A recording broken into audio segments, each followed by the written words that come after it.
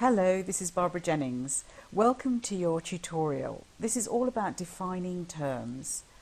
By the end of the session, you'll be able to describe the human genome and genetic variation, and you'll be able to define the terms pharmacogenetics and pharmacogenomics. When we look at people, we see an enormous amount of individual variation. So we see variation in appearance, in personality, in IQ, and of course we also see variation in the tendency to get particular diseases and also in response to medicines and other therapies. So if we see what we call phenotypic variation, we expect to find genetic variation too. Mutation is the source of genetic variation between individuals. So every time a cell divides or every time an egg or a sperm is produced, DNA molecules will be copied between the generations of cells. And this copying can result in errors that are not repaired. The upshot is mutation. Talking about genetic variation brings me to the human genome. So I now want to introduce you to the human genome. So the genome is simply the DNA sequence or content of an organism or cell. Within an egg or a sperm, we find a haploid human genome. And this is a 3 billion base pair sequence that's packaged within 24 possible human chromosomes. And human genomes are 99.9% identical between individuals of each sex. And the landscape of the genome is interesting because it contains far fewer protein coding genes than we once envisaged, so somewhere between 20 and 21,000 of these. But these protein coding genes are complex. Gene and transcript sequences can be spliced in many ways. So there are actually far fewer genes than potential protein sequences. Even more complexity is possible through sequences that are transcribed from the genome into non-coding RNAs. The roles of these non-coding RNAs are varied, but some are critical for fine-tuning gene expression, and a few have key roles in early development or in cancer development too. So, as discussed, mutation is the source of genetic variation between individuals.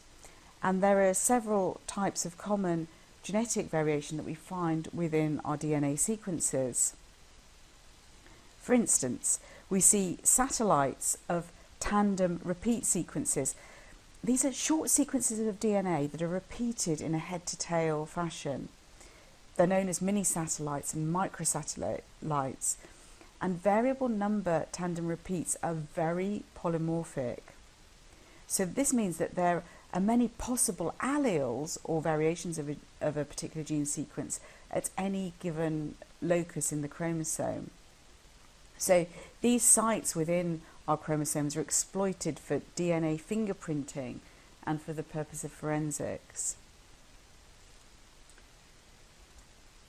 Other types of variant can be described as small insertions and small deletions in del mutations, and much larger regions of the genome that can be increased in copy number. So we see copy number variants too.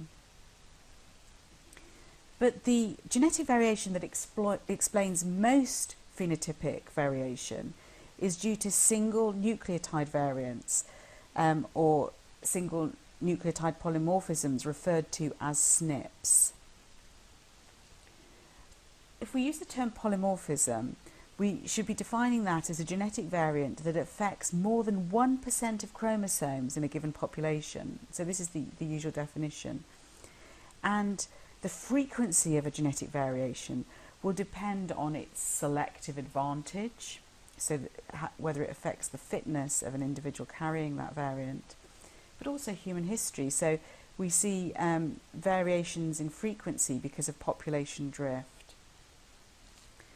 Now, in 1990, an international effort was undertaken to sequence an entire human genome and to identify the position of each human gene on the 24 chromosomes.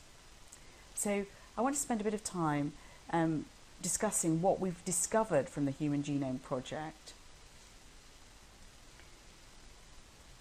So the first phase of human genome mapping was all about producing a consensus map and reference sequence derived from the genomes of just a few individuals. But over the last decade or so, we've become much more interested in sequence variation between our genomes. So what makes us unique at the DNA level? Genome mapping defined a reference human genome DNA sequence of about 3 billion base pairs for us and mapped the position of more than 20,000 genes to loci on each human chromosome. But the project led to spin-off initiatives. The HapMap project is a catalogue of common genetic variants that are linked in human beings. It describes what these variants are, where they occur in our DNA, and how they are distributed among people within populations and between populations of different ethnicities. The single nucleotide polymorphisms discussed earlier are also being mapped. These are the most common type of genetic variant among people. SNPs are found once in every 300 nucleotides on average, which means there are roughly 10 million SNPs in a human genome. Most commonly, these variations are found in the DNA between genes, which makes them less functionally important. So the distribution of genetic variants within human populations has been shaped by our history and global migrations. So we know that approximately 100,000 years ago, some humans migrated out of East Africa to the rest of Africa, to Asia, and from there to the rest of the world, with great population expansions over time. Mutations have arisen throughout human history. Because SNPs account for most of our genetic variation, resulting in our phenotypic variation, I want to focus on their functional importance for a moment.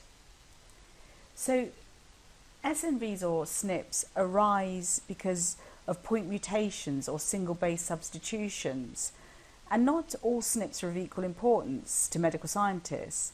So most don't even occur in coding DNA, and won't affect the proteins produced by a cell largely. But even if we look at those that do occur in a gene, they will be of variable significance. Let us look at how mutations might affect this codon CAG.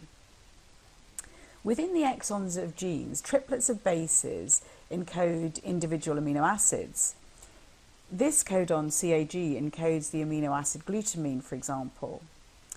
But some mutations to that particular sequence will be silent.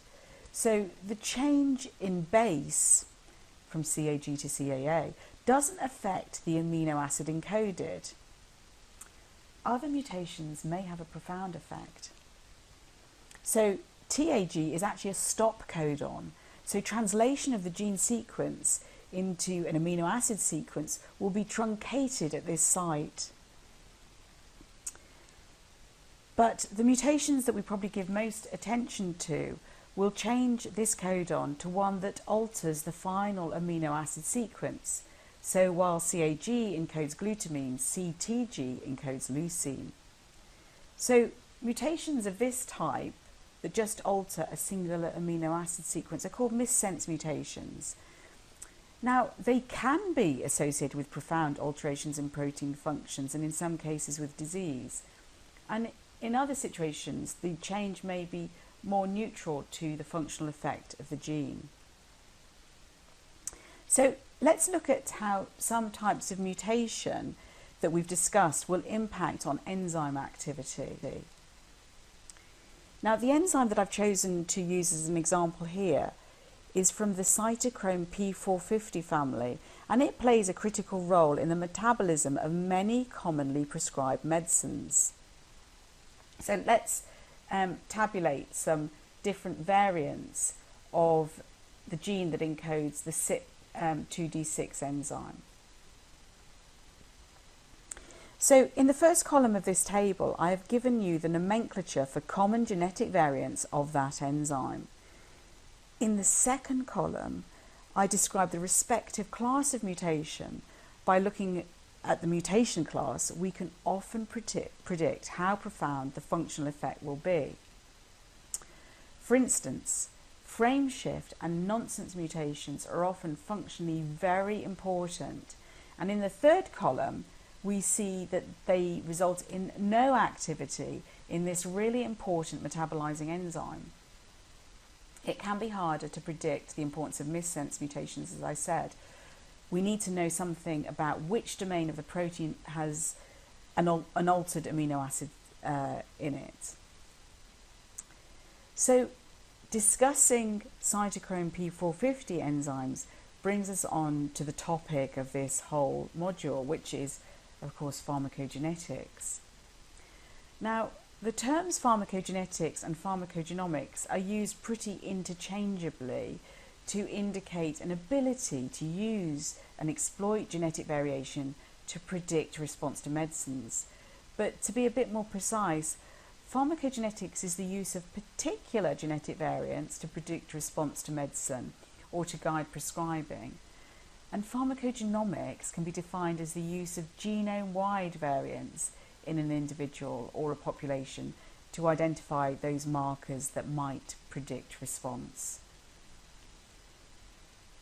So in summary, since the completion of the first phase of the Human Genome Mapping Project, there has been a successful effort to identify common genetic variations within our DNA sequences.